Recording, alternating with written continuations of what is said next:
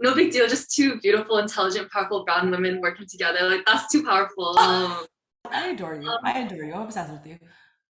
oh my gosh.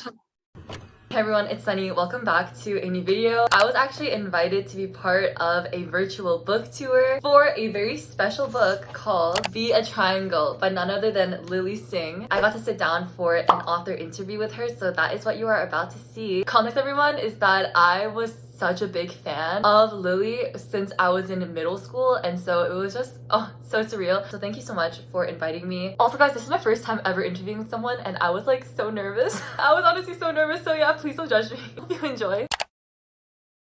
Hey everyone, welcome back to my channel. I'm so excited to be here today with the amazingly beautiful, talented, funny, and intelligent Lily Singh. She is the author of her newest book, Be a Triangle, How I Went From Being Lost to Getting My Life into Shape. This beautiful book right here. So I will let Lily introduce herself and maybe give a quick introduction to your new book. Thanks for having me. I'm so excited to be here. Yes, I'm Lily Singh.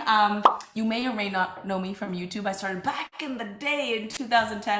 And now I've done a bunch of cool things, including writing my second book, Be a Triangle, which is a very vulnerable look into my mind and heart and life in a way that I've probably never been on video or anywhere else before. And so it's a really special, a special part of me that's kind of like full of love and light and spirituality. Oh, thank you for sharing that, because I think what you just said about being super vulnerable, like it's also one of the very first things that I noticed when I read your book in one sitting, because I have no self-control. First of all, I loved it, and I love the mint green of it all too. Thank you, So thank you. Thank you for noticing the aesthetic details, yeah. it was the first thing that I noticed. You talk in your book a lot about very personal and important topics like anxiety, mental health, stress, your family, your queerness, insecurity, and meditation. I just wanted to kind of ask about what the process was like writing about those topics, because I can't imagine that it was always the easiest, and like any struggles you might have faced along the way. Yeah, definitely. I think, there's a reason why I write the things I write in this book and not in a rant on YouTube, because I think it's easier, a little bit easier to write things in the safety of a book. I think it was hard because it was me having to relive a lot of things in my life that I tried to shut away and not have to re-experience. But and also, just to be really honest, people usually, and I write about this in the book, people always are surprised when I talk about having anxiety or I talk about being insecure or nervous, because I think, especially on YouTube in my life, I have such a large personality. And it's not a facade. Even off camera, you'll see I'm like this. I'm loud. I like to tell jokes. But when you're like that and you have a personality like that, people believe you're just impenetrable. Like you're always happy and and that has been cool, but also really difficult to deal with, because then people don't realize that, oh, maybe she's having a bad day. Maybe she has feelings that are making her feel this way. And so that's the hardest part of me being vulnerable, is that people are so taken aback by it and they don't expect it from me. But I'm a human, just like everybody else. Yeah, that makes a lot of sense. Thank you for sharing that. I think like what you talk about is obviously very like unique to your experience, but I think in a lot of ways it's universal to different people. Just what you write about in your book, it's like short and sweet, but packs a really powerful punch in a way that I think that will speak to a lot of people like, in very special ways. So thank you for sharing that, even though it's Yeah, vulnerable and no, I purposely wrote it. So the book is, how many pages is it? You read it in one sitting, which is exactly what my intention was. It's 91 pages. So when writing a book, I think a lot of people can get feel pressure to be like, I have to say things a certain way, I have to make very complex sentences, I have to hit a page count. I wanted to write this book in a way where it felt like a friend was giving you a pep talk. And I am that friend in a friend circle that's like, okay, girl, I'm gonna tell you what you need to hear, and I'm gonna say it how it needs to be said. And I wanted to write the book in that way, where it's like, I say only what I want to say and nothing more. I don't flourish things, and that's how I wanted it to be read. So it was very short and sweet and to the point. yeah, it read very conversationally, which is another thing that Yes. I noticed. I want people to And hear me also. A lot of people have said that. oh yeah, definitely. As a long-term fan, I can in fact confirm the fact that it really felt like you a lot. But there was one line in your book in particular that resonated with me. Page 77, not me annotating this book already. It was, we must understand that the platter we are served does not always serve us, where the platter that you're talking about are the norms and pressures and expectations that society puts on us for whatever reasons. And for any young people who are watching this right now, who might be kind of struggling to throw away that platter, and especially for young queer POC women, kind of if you had the opportunity to like say something or any piece of advice, what would you kind of want to share with them? Yeah, absolutely. You know, I throughout my entire life have had to be in the middle of this battle of I'm being served this set of ideas of who I should be versus what feels right to me. And I think when I was younger, I rebelled for the sake of rebelling. I don't want to listen to you because you're my parents or society, not necessarily because it was right for me, but I just liked rebelling.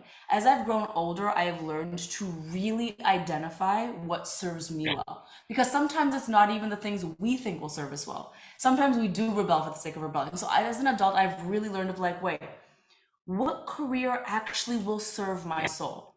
Because when I was younger, I thought it was something totally different. And as I've grown older, I've realized that no, it's a creator, it's an actress, it's an entertainer. If I'm going to reject the platter, let it be for something that actually serves me. So I encourage all young people, especially women, especially people of color who are always told these ideas of who they should be, take the time to think about you specifically as a person. What is the job? What is the relationship? What is the hobby? What is the place I want to live? What is the belief system that serves uniquely who I am as a person? Uniquely Sunny, uniquely Lily. And then make choices based on those things. And I will say that it'll be really hard and uncomfortable. You know, me choosing a career that was so different from what society, my parents wanted, it was very tough, and it was an uncomfortable conversation I had to have, but it was worth doing that work. And I encourage everyone, the last thing I'll say is I encourage everyone to know that those things, they feel like they're facts and they feel like they're rules, but they are still choices. All of those things are still choices. Don't convince yourself, and don't let people convince you that there's a rule book you have to follow. No, all of that is just people's comfort, and you are fully able to make the choice to step out of that comfort. That was put so well. I think hearing that can be so freeing, I feel like, for a lot of people. Yeah, I hope so. The last thing that I want to talk about, I mean, I said before that I was a huge fan of how your book was packaged. And I appreciate that. I wanted to talk a little bit about one of my favorite parts of this book, which were the beautiful illustrations inside of it. Oh my goodness, cartoon Lily with her gorgeous braid. It's like my new celebrity crush.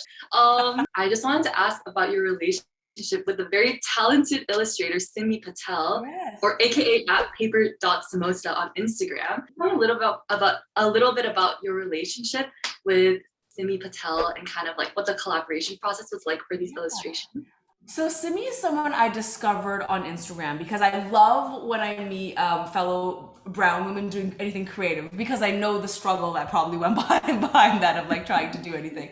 So I found her account and I just thought it was so hilarious and so cute, and the illustrations would always make me laugh. And the first season of my late night show, when we had absolutely no money, I remember we had this writer's office and this writer's room, and I was like, I wish this writer's room could be filled with like inspirational imagery. Simmi stuff would be perfect. So I DM'd her and I said, hey, I respect what you do so much. I'm gonna be honest, we have no budget. Like, we have no budget. Would you be willing to gift me some prints that I would print to put in the office so my writers can be inspired? And she so graciously was like, yes, absolutely. Here's some prints. And I told her, I was like, I'll never forget this. And if I can ever repay the favor, I will. And then years later, when I was deciding to write this book and I was like, I want an illustrator, I thought, Simmi's gonna be the person who gifted me these prints. I'm gonna do this beautiful full circle moment. But the creative process was a breeze for me because she's so talented. I sent her the book and I said, do what you think is right. Here are some areas I think could use illustrations.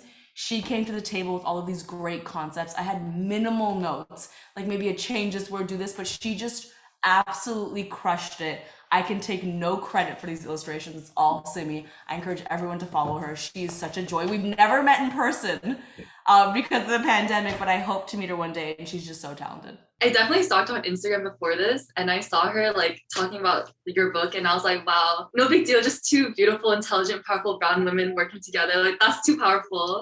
Oh, I adore you. I adore you. I'm obsessed with you. Oh my gosh. Yeah, I think that was actually my last question, but the very last thing that I wanted to say is I needed to give a huge congratulations to you as a fellow Canadian Timbit, that your book hit #1 as a Canadian nonfiction book. Thank And I just want to say you. congratulations. Canadians have impeccable taste. It has always been the case. Canadians are out here doing it, but no matter where I live, I am a proud Canadian, and Canada always holds it down for me. And whether it's Canada's Got Talent, whether this is book, whatever, I'm truly obsessed with Canada. I love being from Toronto, and I will scream it from the rooftop. So that makes me so happy. You're so right. Canada's great. It is great. And you're great. And I want to say thank you so much for taking the time to do this and turning on these lights in your background and folding all those things on the shelf and fixing your bed and clearly putting all this effort into it. I see it all, and thank you so much. I appreciate it. Please not exposing me. We're only two. Well, thank you for speaking with me. Thank you for creating this. Like you said, it came out of you talk about it right in the beginning that you decided to write this when you were like at a low. And I think that it says a lot about your strength to be able to create something for other people when you might not be feeling your best. To be able to see you do that, I think is really amazing and like very special. Thank you. I was a joy meeting you. I appreciate it. It was so I wish good you to the best of luck with everything you're doing. I wish you the best of luck too. Thanks everyone for watching. Thank you. Okay, so sorry, I'm filming this on another day. It's actually the next day. There's no way that I would have been able to do like a coherent outro right after that.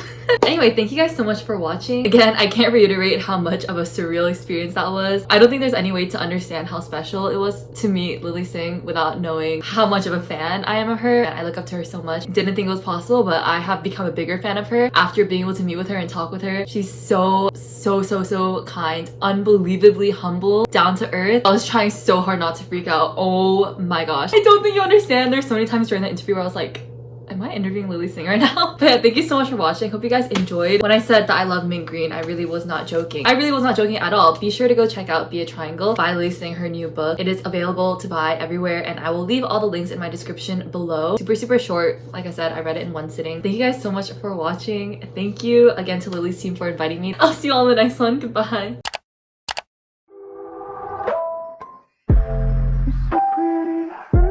Just need a little more sweet.